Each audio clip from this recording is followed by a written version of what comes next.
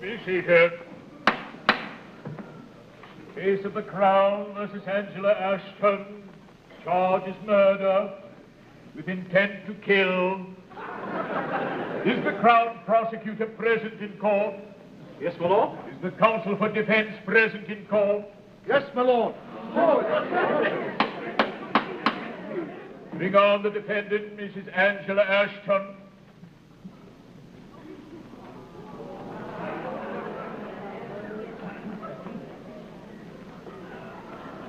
Mrs. Angela Ashton, since you have refused counsel, it is my duty to inform you that the Right Honourable Sir Geoffrey Berkeley has come forth and volunteered his services on your behalf.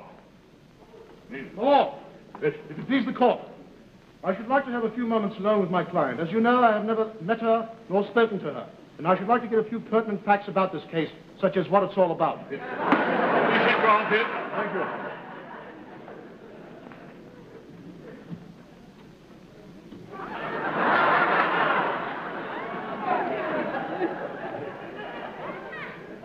Someone get me a flashlight. It's so dark I can't see it.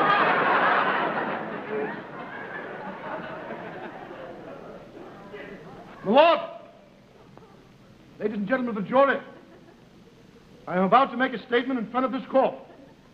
I think I'm falling in love. Oh, yes, indeed.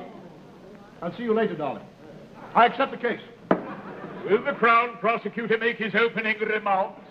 My lord, ladies and gentlemen of the jury, and my learned colleague, I believe that I'm not going to fully earn my keep as the prosecutor for the Crown today, because it's an open and shut case. I shall prove conclusively that this woman, although I think I'm falling in love with her too, is a cold, cruel-blooded, heartless murderess. Will the counsel for defense make his opening remarks? May I have my lucky wig, please?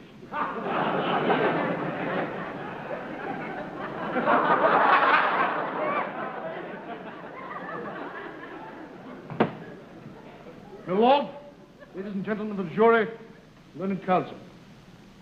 No doubt my learned counsel has told you that my client is a cold-blooded murderess.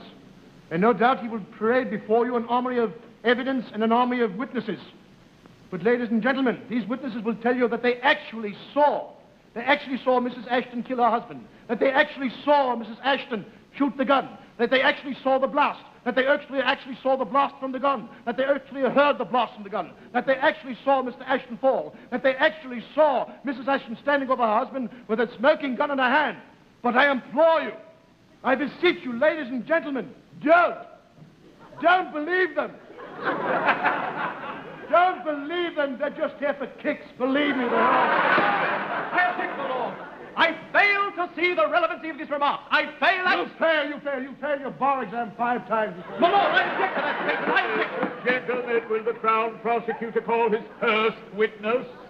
My lord, I did not fail my bar exam. I got a B+ in it, and he knows it. My lord, contrary to what the counsel for defense said, I will not waste the time of the court by parading 20 witnesses. Instead, I will give you their sworn statements, 20 of them, that attest to the fact that they saw Mrs. Ashton shoot her husband. I shall call but one witness, and a technical witness at that. Dr. Eustace Poultice. Dr. Eustace Poultice, to the stand, please. I promise to tell the truth, the whole truth, and nothing but the truth. Dr. Poultice, is this the bullet you removed from the brain of the deceased? That is right. Is this the gun that fired the bullet? That is right. You find Mrs. Ashton's fingerprints on this gun? Correct. Can we conclude, then, that this bullet killed Mr. Ashton? Yes. No further questions? Your witness. Thank you. Dr. Poultice, how long have you been a quack? I object, my lord. I object to this line of questioning. I object.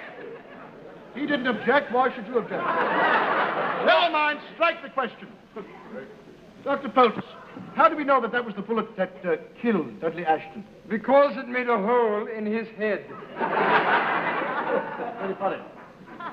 But can we certainly say that maybe Mr. Ashton had a hole in his head before he was shot? I don't believe that he did. But we cannot say for a certainty that he did not have a hole in the head before he was shot, right? No, we cannot. Therefore, my lord, I submit that Mrs. Ashton only shot that gun to plug up the hole in his husband's head. At Have you finished with Dr. Poultice? Now, I have one more question, my lord. Proceed. Dr. Poultice, why is it that whenever I eat sauerkraut, I get a burning sensation like that? I object, my lord. Learned counsel is only trying to save a buck. All right, strike the question. All right, Elmer. Yes, my pardon, sir. Thank you. To the Crown Prosecutor. As I have stated before, I will not waste the time of the court by parading witnesses before you. Those 20 affidavits attest to the fact that Mrs. My lord. If it please the court, I have a message here that will be of great interest to someone in this court. Will the man with the license plate number GB 405-163 kindly remove his Jaguar from the driveway in front of the court? You are blocking a garbage truck. My lord, I fail to see what my Jaguar on the driveway blocking a garbage truck has anything to do with this case. The driver of that garbage truck happens to be my surprise witness. A sanitation man? That's right, bring in my surprise garbage man. Surprise garbage man to the stand, please.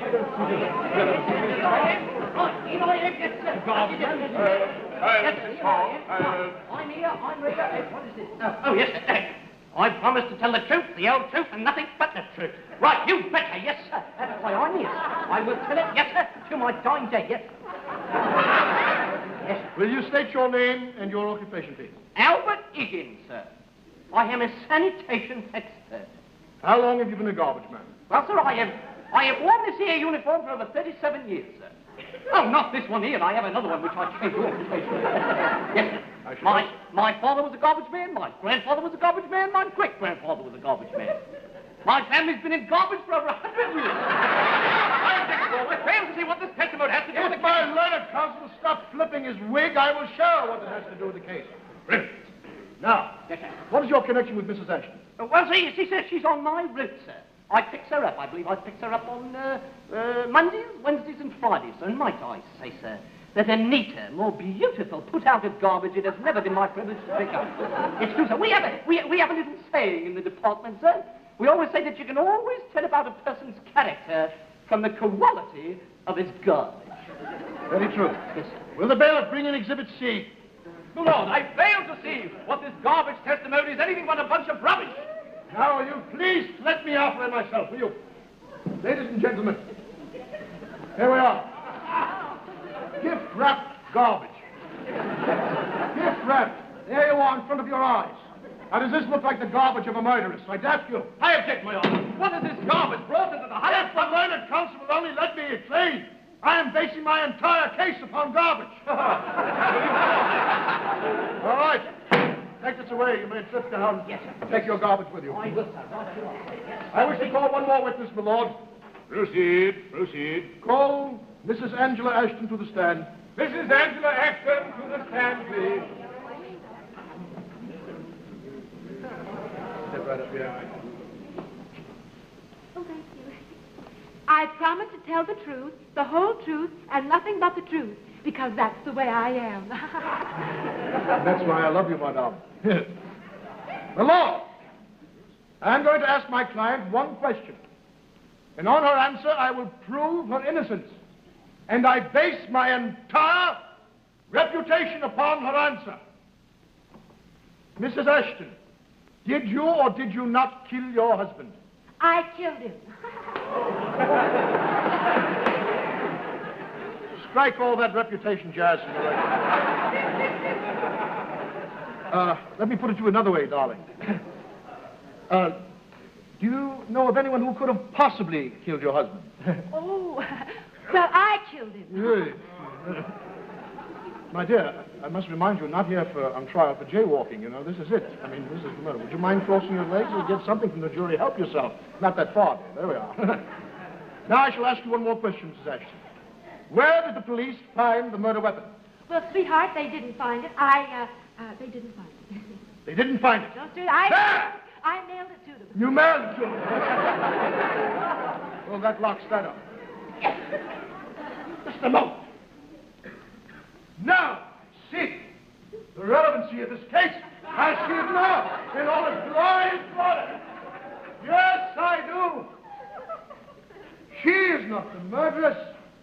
She is only covering up for someone. I tell you that's true, and I know. She is under a guise, a big, fat guise. she is covering up for someone in this courtroom now. Lord, I didn't believe we came here to see a spectacular. Although the choreography was award-winning. Very good. Well, Lord, I believe I will have to play my trump card now. Bring out the equipment. Quickly now. Fortunately, the Lord, ladies and gentlemen of the jury, and my learned counsel, we were fortunate that there was a camera bug at the party who took home movies of the murder. And we shall see these movies right now. Lights, please.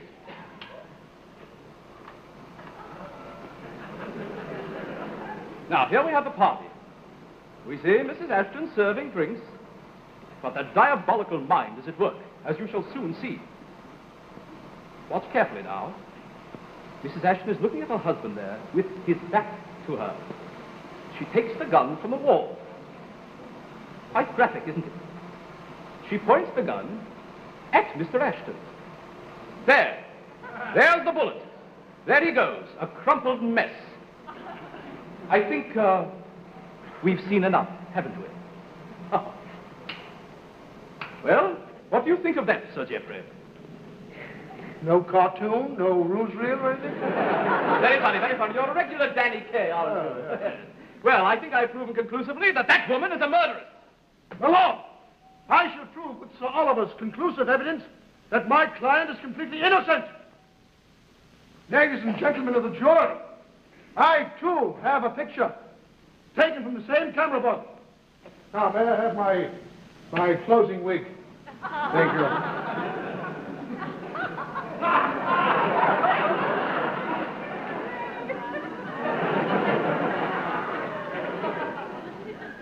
Here we see a picture taken from the same. As you see, the bullet is still in the air. This picture was taken 6 seconds before Mr. Ashton died. As you see, he is clutching his stomach. Therefore, he was shot in the head, but here he's clutching his stomach. Therefore, I make the statement, my lord, ladies and gentlemen of the jury, that Mr. Ashton was dead before he was shot. How? Mr. Ashton was poisoned. Poison? That's what I have you, my learned counsel. For your information, the autopsy showed not a trace of poison. That's how much you know. That's how much you know. He was poisoned by an untraceable poison called ridiculine. Ridiculine? Well, even if this ridiculous ridiculine story is true, who, pray tell, administered the poison? Whom? I shall tell you whom. I said who. All right, let it be who. All right. Who? That person is right here in this room, and I shall point him out to you.